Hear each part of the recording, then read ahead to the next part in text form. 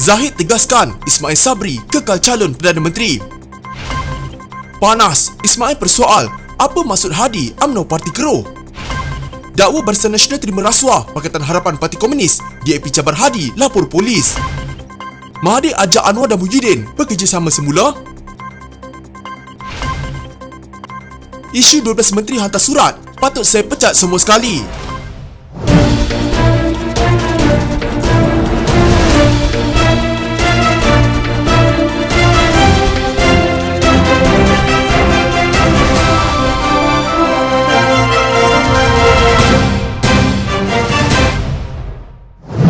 UMNO kekal dengan keputusan Ismail Sabri Yaakob sebagai calon Perdana Menteri jika Barisan Nasional menang PR15, kata Presidennya Ahmad Zaid Hamidi. Zahid yang juga pengerusi Barisan Nasional itu berkata, dakwaan bahawa dia yang akan menjadi Perdana Menteri jika Barisan Nasional menang adalah usaha untuk memecah belahkan gabungan itu. Jika ada parti pembangkang menamakan orang lain sebagai calon Perdana Menteri selain Ismail Sabri, itu adalah usaha memecah belahkan UMNO dan Barisan Nasional. Kita berpegang kepada prinsip UMNO telah mencalonkan Ismail Sabri sebagai calon Perdana Menteri. Itu tidak boleh dipertikaikan lagi, katanya ketika sidang media selepas merasmikan persidangan UMNO bahagian Bagan Dato'. Namun kata Zahid lagi, kuasa melantik Perdana Menteri tetap merupakan kuasa mutlak yang di-Pertuan Agong mengikut perkara 40/1/B Perlembagaan Persekutuan. Sebelum ini Majlis Kerja Tertinggi UMNO telah mencalonkan Ismail Sabri yang juga Perdana Menteri Kerajaan Sementara sebagai poster boy Barisan Nasional. Bagaimanapun ada pihak mendakwa Ahmad Zahid yang akan menjadi Perdana Menteri sekiranya Barisan Nasional kekal di Putrajaya. Penganalisis politik yang berpendapat kedudukan Ismail sebagai poster boy Barisan Nasional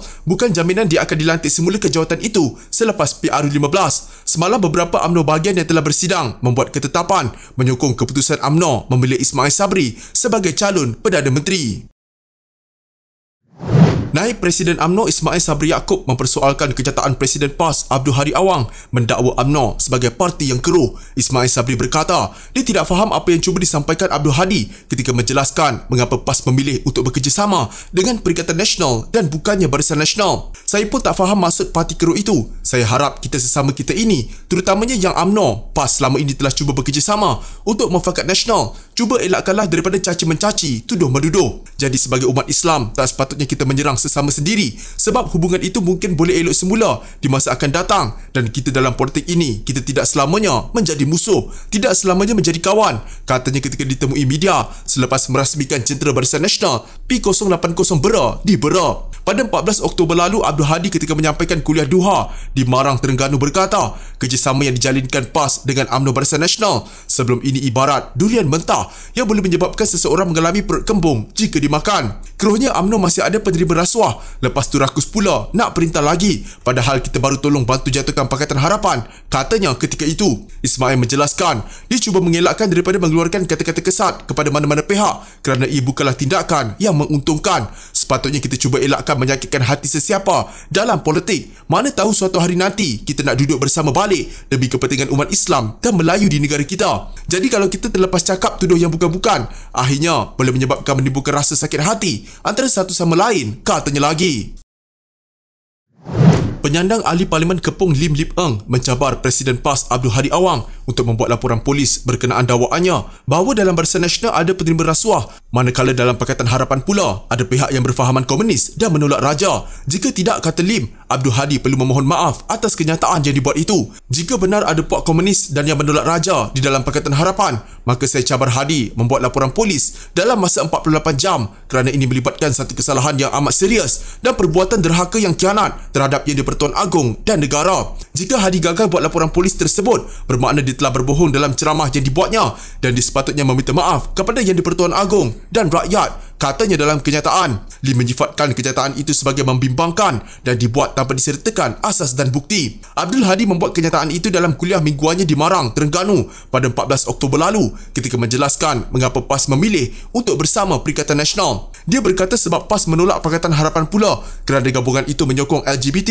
dianggotai golongan komunis, pihak yang menolak raja dan juga mengkhianat orang Islam. Berkenaan Barisan Nasional pula, Abdul Hadi berkata, kita PAS tak bersama dengan Barisan Nasional kerana ada keruh, Keruhnya masih ada penerima rasuah. Lepas tu rakus pula nak perintah lagi. Padahal kita baru tolong bantu jatuhkan Pakatan Harapan. Lim berkata Hadi tidak membuat dakwaan terhadap Barisan Nasional itu ketika PAS bersama-sama gabungan itu dalam kerajaan pimpinan Muhyiddin Yassin dan kemudian Ismail Sabri Yaakob. Selepas menunggang UMNO, kuda ini pula ditendang sekuat-kuatnya. Adakah ini satu cara kelakuan pemimpin PAS? Soalnya, dia juga menggesa polis dan SPRM mengambil keterangan Hadi kerana kemungkinan besar dia memiliki maklumat tentang kesalahan rasuah melibatkan Barisan Nasional seperti yang didakwanya.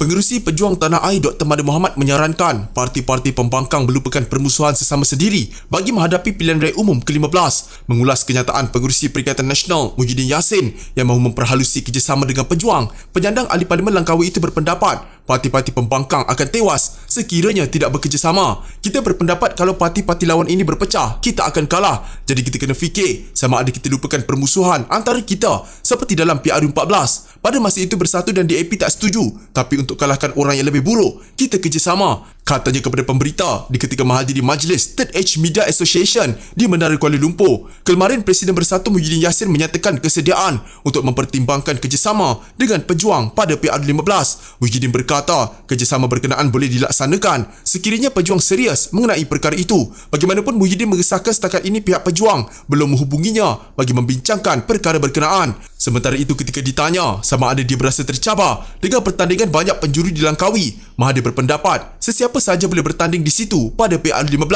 Saya tetap di Langkawi, tapi siapa nak masuk, masuklah. Langkawi dulu kemenangan kepada UMNO sehingga PRU14. Sekarang ni PRU15 tak tahulah kalau UMNO masih berpengaruh, sindirnya. Malaysia kini terdahulu melaporkan negarawan berusia 97 tahun itu dijangka berdepan calon muka baru atau muka lama. Izzah Muhammad Nur iaitu bekas setiausaha politik Presiden PKR Anwar Ibrahim antara yang disebut-sebut akan menentang Mahathir di Langkawi.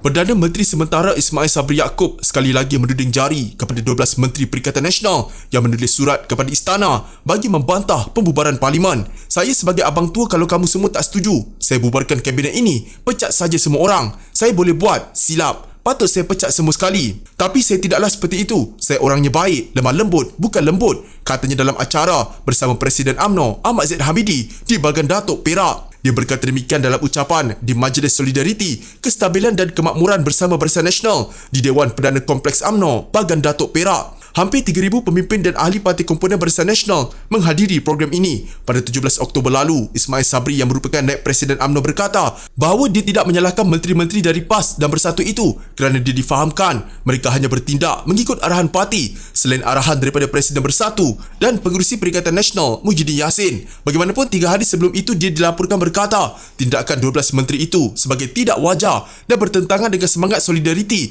dan mencetuskan ketidakharmonian dalam pentadbiran sehingga memaksanya terpaksa membubarkan Parlimen. Ini dilakukan di sebalik nasihat Jabatan Meteorologi agar PRU15 tidak diadakan segera susulan risiko banjir. Penggar Parlimen pula hanya akan tamat Julai tahun depan. Pada 6 Oktober, Timbalan Presiden PAS Tuan Ibrahim Tuan Man mengesahkan menteri-menteri daripada Perikatan Nasional telah menyerahkan surat kepada Istana Negara bagi menyatakan ketidaksetujuan melaksanakan pilihan raya umum ke-15 pada tahun ini. Mengulas lanjut, Ismail Sabri berkata pembangkang sepatutnya gembira dengan pembubaran Parlimen kerana mereka berulang kali menuduh kerajaan hari ini sebagai pentadbiran yang tidak sah dan kerajaan pintu belakang. Pelbagai tuduhan dibuat oleh mereka tentang keabsahan kerajaan hari ini. Kalau macam itu, eloklah kita bubarkan. Kita bagi rakyat tentukan kerajaan baru. Patutnya mereka seronok. Tiba-tiba bila umum pembubaran, dia tak setuju. Dia saman pula kerajaan dan minta mahkamah isytiharkan pembubaran itu tidak sah. Kita pun tak faham apa dia nak, katanya. Ismail Sabri merujuk kepada saman pemula Ahli Parlimen Klang Charles Santiago